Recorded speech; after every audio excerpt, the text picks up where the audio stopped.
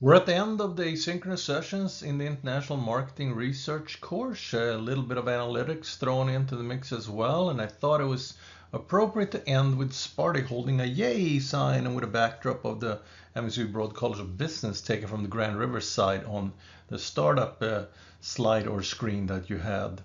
Well, the definition of what we do in marketing, either at home or internationally, on the startup slide is a way for me to capture the core phenomena that we measure at the American Customer Satisfaction Index and around the world in several dozen countries as we have offices with the CFI group. Customer expectations, quality, value, satisfaction, and loyalty all create a web of hopefully a reservoir of customer goodwill. It takes research to connect the dots to achieve this positive customer sentiment in the marketing ecosystem that we travel in. As an example, I have to end on a Swedish note, of course, as well, as a little prelude or setup for this. Sweden's Spotify transformed how the world listens to music via research and technology. Starting in a small Stockholm office in Sweden, they faced Spotify, that is, they faced industry giants and piracy issues. By offering a user-friendly streaming service, they attracted millions globally. Today, Spotify obviously boasts over 600 million users, revolutionizing music consumption.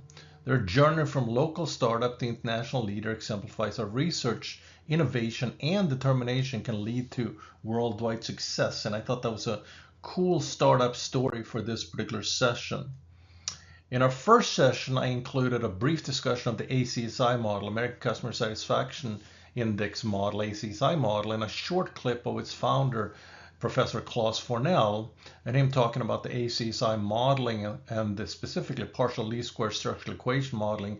And in an earlier session, I also included a cover of our book on partial least square modeling with Joe Hare, Christian Ringel, and Marco Sarstedt. So check all of those different things out throughout the sessions if you want to.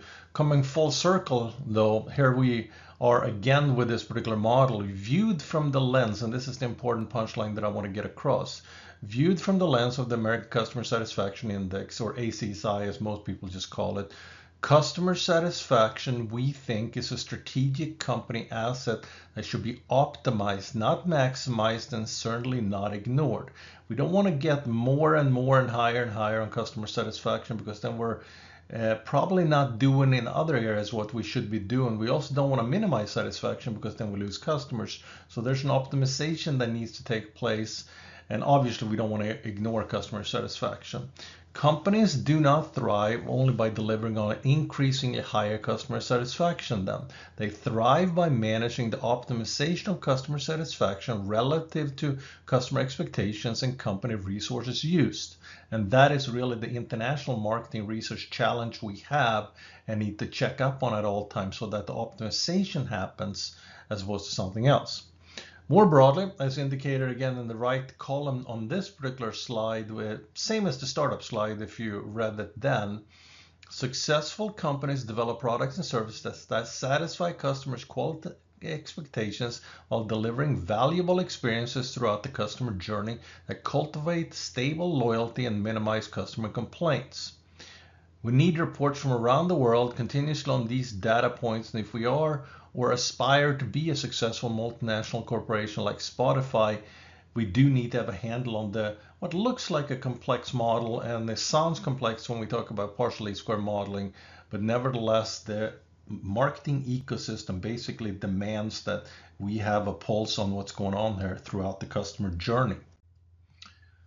Well, that takes us to today and more of the content that's coming our way on reporting international marketing research findings. So welcome to today's asynchronous class. Whenever you take it in on reporting and utilizing research in terms of findings that come out of IMR in the international marketing research process. Imagine you've unearthed a wealth of insights from global markets. Now, the real challenge is transforming the data into impactful strategies. Today, we'll explore how to craft compelling reports that not only present data, but tell a story, guiding decision makers with clarity and hopefully precision.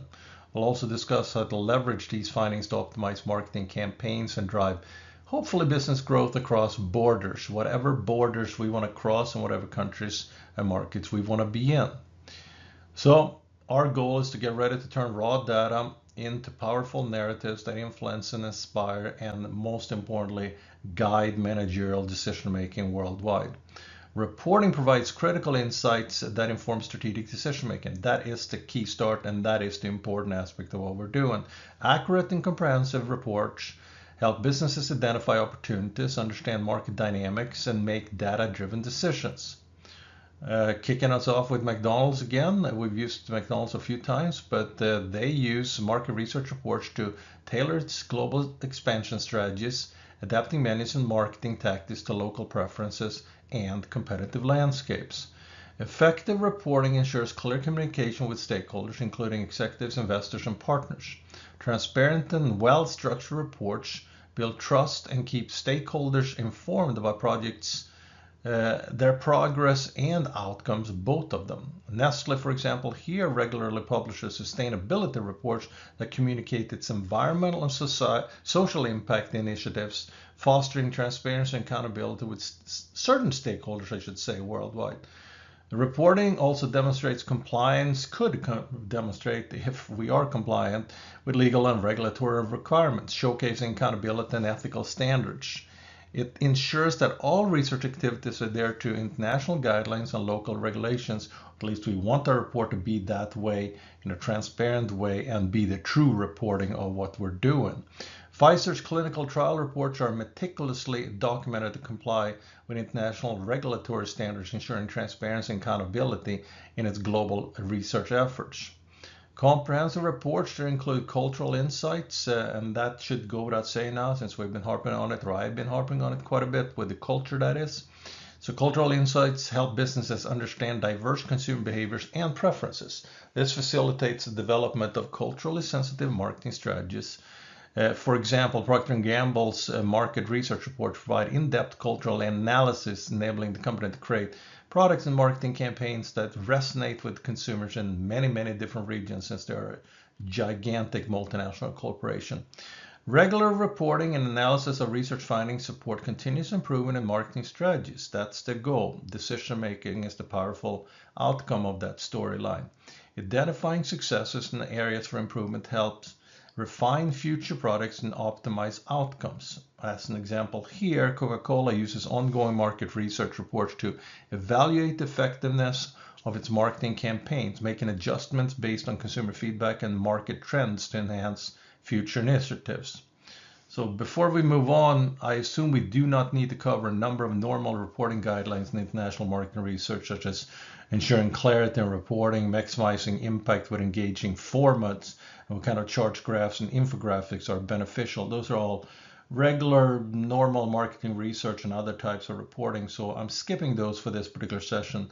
But let's look at translating data into actionable insights instead as our first topic of the day or of this asynchronous session. So translating data into insights is about how to interpret data effectively and transfer it into actionable strategies for decision makers that they can decide on certain things and implement accordingly. Effective data interpretation involves identifying and filtering out data noise, error variance as we talk about in statistical terms, which can obscure valuable insights. Use statistical techniques. We like to think of cause and effect as the statistical technique, most in preference for what we do, but there are a few others we talked about throughout the term as well. And of course, data visualization tools to differentiate meaningful patterns from random variations. This helps decision makers focus on relevant information. So correlation is not the way to go. Cause and effect is typically the way to go. Just because something correlates with something else does not make it significant in this particular marketing research scenario for the global marketplace. Ensure the data's relevance by aligning it with the organization's strategic goals and decision-making needs. For example, ACSI aligns customer satisfaction with customer retention and loyalty, and everything else in the model that I just showed you earlier flows within that modeling. So we try to get satisfaction's maximized effect on retention. That means that we optimize satisfaction within the broader marketing ecosystem. Contextualize findings within the specific market environment and use comparative benchmarks to highlight actionable insights. This enables decision makers to devise strategies that are both informed and targeted. Curiosity may have killed the cat, but in customer service and international marketing research, it creates a better experience. Interesting kickoff here for the last single panel comic that we have from Shep Hyken's team. Assuming we can tease out noise from the data, and that's not an easy assumption to make, because especially in surveys, maybe 50% of the variance is actually error variance. We need to tease it out before we make sense out of the data. If we can do all of that, more quality data is always better. Not more data in an overwhelming information overload sense, but high quality data that tell a story that can be used in international decision making. And that's really what sort of counterintuitively this particular comic strip talks about from Shep Hyken's team. Now back to culture for some more on reporting and utilizing findings from international marketing research. I'll make this culture portion short since we've been drilling down culture across several sessions. So tailor the presentation and language of reports to align with cultural preferences and communication styles. This includes considering formality, visual designs, and idiomatic expressions to ensure clarity and resonance with the audience at hand. When reporting to Japanese stakeholders, for example, Toyota uses formal language, a respectful tone, and detailed visual aids that align with local cultural norms of precision and thoroughness. Customize report to fit the specific business norms of the target audience as well, such as focusing on financial metrics, strategic insights, and operational details could be one of them in the American setting. So for example, understanding what different business environments prioritize ensures the report's relevance and impact for its American investors than just to use it. Another example, and Nestle is the one that I'm going with here. Nestle emphasizes financial performance and ROI metrics in its reports, reflecting the business norms and priorities of the US investment community. And you have a lot of that detail here if you want to use it in your particular context. And I guess I lied to some degree because I'm adding one more now as I go, as I change these type of sessions a little bit fluidly. But the previous effect of culture and reporting and utilizing findings fit nicely with a single panel comic, so I'm adding on a little bit. Better communication and common sense can avoid customer service debacles. Better communication can also avoid misunderstandings in reporting international marketing research results. And perhaps the puzzle piecing of it together allowed me to add this one too, but it talks really about the story that we've had for the last few slides since the last single panel comic that I included. Better communication and common sense can avoid customer service debacles. It sounds easy, again, could be difficult to implement and do, but nevertheless, better communication is always a good start. That brings us to who are we reporting to and what should we report? And I'm putting 6 what I call primary stakeholders on the screen here because these are 6 I've been studying and researching and dealing with for many PhD project dissertations, my PhD students, as well as dealt with for the United Nations in the context of sustainable development goals and many different avenues of these 6 coming into play for me. So I'm using them here as well. Who should we report to? Well, the answer easily is usually shareholders and investors, but it goes far beyond that. And let's take a look at these 6 so-called primary stakeholders. Shareholders often focus on financial performance and strategic growth. Present data that highlights profitability, return on investment, market expansion, and other like measures. Use clear, concise language to convey complex financial information effectively. Apple emphasizes quarterly earnings, profit margins, and future growth projection in its reports to shareholders, ensuring transparency and building investor confidence, for example. Employees, on the other hand, value insight on job security, company performance, and future opportunities. In this case, we present findings in hopefully an engaging and motivational manner, highlighting how data-driven decisions benefit the workforce. Google shares internal reports on company performance and innovative projects with employees, fostering a culture of transparency and inclusion. At least that is their goal, or those are the goals. Suppliers need information on demand forecasts, supply chain stability, and partnership opportunities. Most of the time, present clear, actionable data that has, or helps, I should say, suppliers align with company needs and expectations if they desire to do so. It's always good to be in alignment in supply chain, regardless where you are as a node in that chain. And no other company to talk about better than perhaps Walmart provides suppliers with detailed sales data, inventory needs, enabling efficient supply chain management and strong supplier relationships. They demand in some way to be the Walmart way, but they also rely heavily on their suppliers to do what they do on a low cost and other basis. So Walmart in the supply chain is powerful, but Walmart in the supply chain has a lot of suppliers they rely on heavily as well to serve us as end customers. Now, moving to customers are interested in product performance, quality and innovation, and a few other different things, but those are good samples. Use customer-friendly language and visual aids to present data that demonstrate value, reliability, and responsiveness to customer needs and wants. Tesla, we've had a few times, but not as often as some other companies. Tesla shares detailed performance metrics and innovative features of its electric vehicles with customers building trust and loyalty. And then regulators require compliance data, safety records, environmental impact assessments typically, and a whole host of other things, paperwork-wise perhaps. Present findings in a structured and factual manner, adhering to legal and regulatory standards. BP, the gas and oil company, if you will, provides comprehensive environmental and safety reports to regulators, ensuring compliance with international standards and maintaining operational licenses. Gigantic company and important for them to do so. Local communities are concerned with social impact, environmental sustainability, and community engagement oftentimes. Present data that highlights corporate social responsibility initiatives and local benefits. Nestle, to go back to them, publishes community impact reports detailing water conservation, sustainable sourcing, and local development projects fostering positive, hopefully, relationships with communities in which they operate.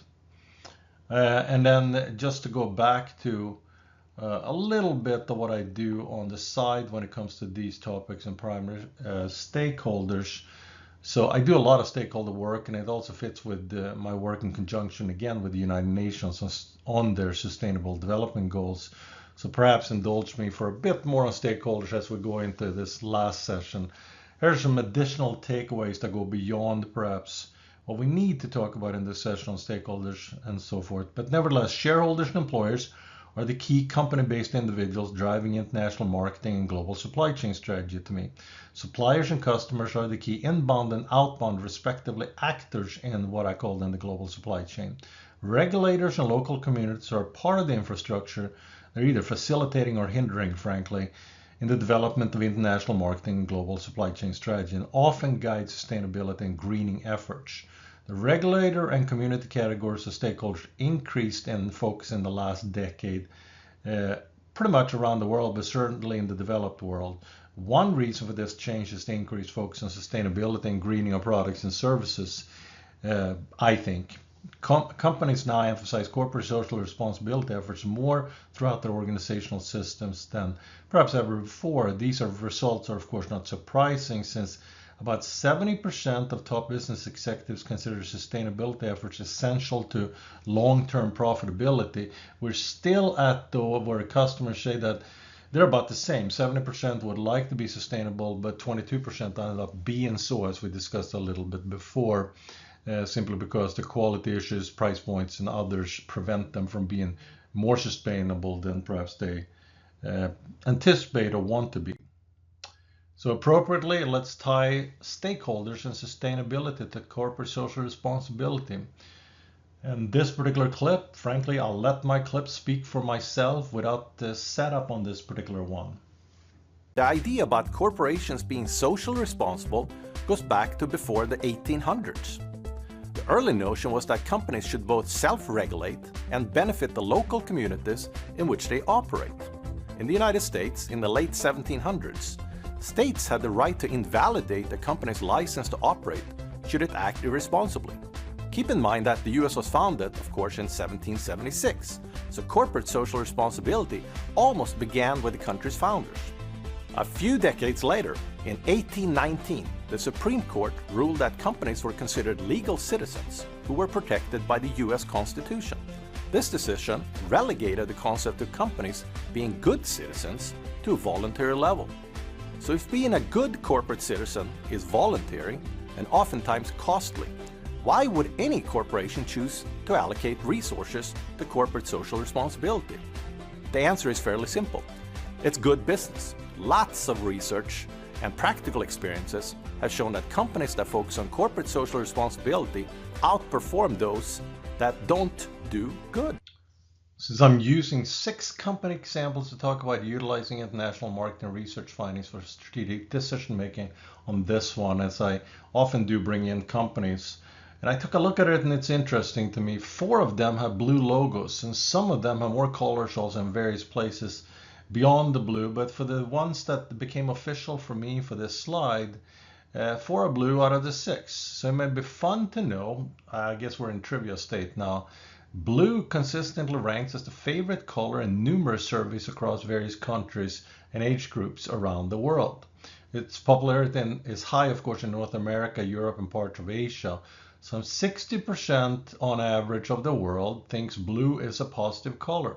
The second highest is red, interestingly enough, but only at 40% on average of the people around the world think that's a positive color. Then we got in order of ranking green, purple, black, white, yellow, orange, pink, and brown followed in the top 10. We probably have some dynamic ratings here across those, but blue seems to be always coming up at the top.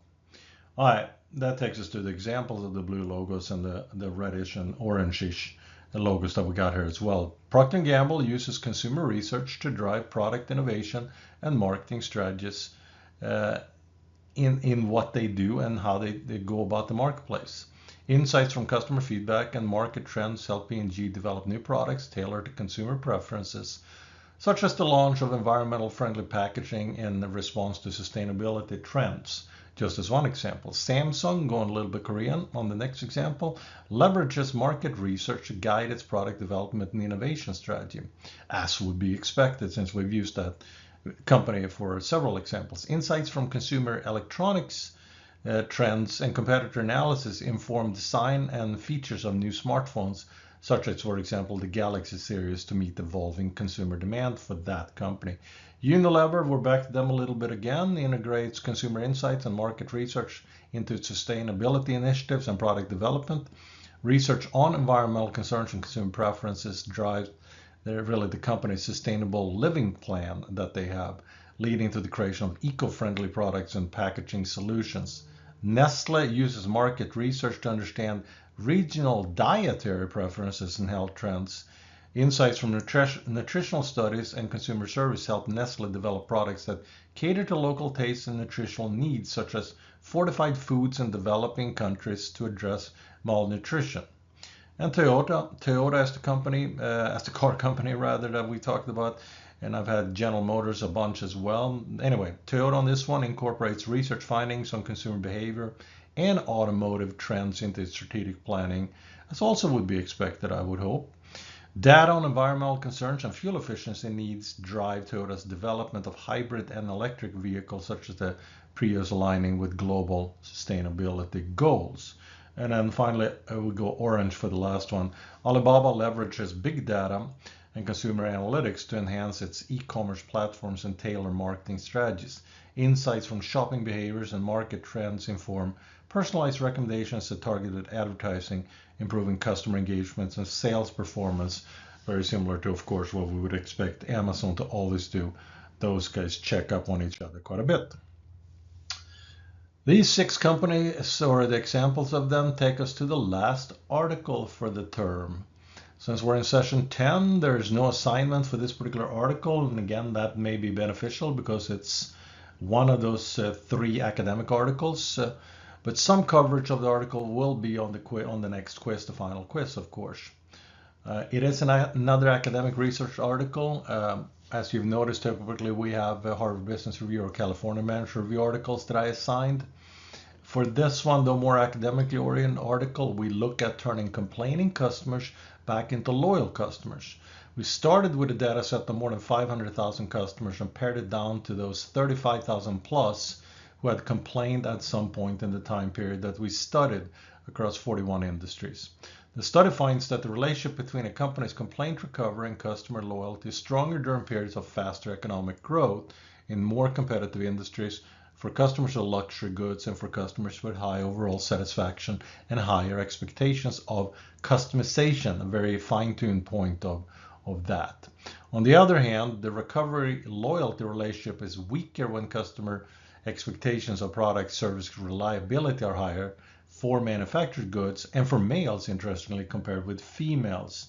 And we talk about a lot of nuances. There's a lot of data, a lot of information, a lot of text, frankly, in these academic articles. But basically, if you get one of your customers to complain and not be happy with your product or service, it's going to take a 9 out of 10 on a 10-point scale, if you will, to get them back, satisfaction-wise, to get them back to becoming loyal again. So if we make them unhappy, that's a tough challenge to take on.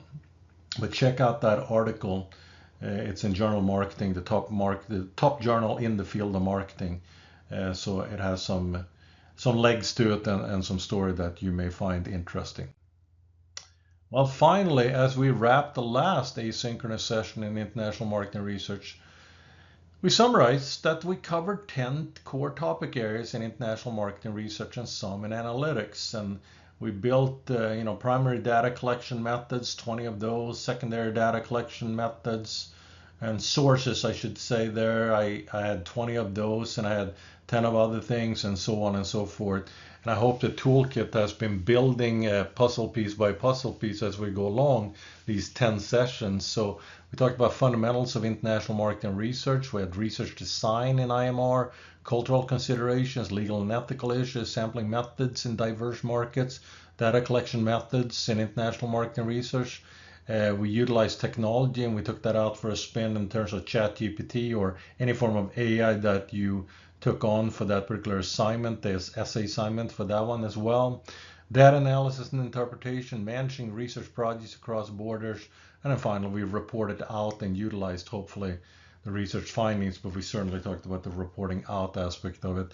I hope that created a nice toolkit and structure for your international marketing research projects, I should say, in the future. And I figured this little bit of lighter green background than everything else with the top left and top right of spelling out those session topics makes it an intriguing finale of different slides. We do have the outro of the music, of course, but before I start that, I have a little bit more to say than normal since we are in the thank you mode. Thank you for being part of the Master of Science in Marketing Research and Analytics program, the Broad College of Business at Michigan State University, and for most importantly, from my vantage point at this point in time, for taking the International Marketing Research course with me. Finish strong with the last quiz, and at any time, as I've said several times, and I meant it, truly meant it, let me know if I can provide more information on anything about anything, but also let me know at any point in your career if I can be helpful, both as you finish the program, but more importantly, move throughout your career. So I'm here, I'm Thomas Holt. I am findable in lots of different ways. Finish strong with the last quiz and let me know at any stage if I can be helpful.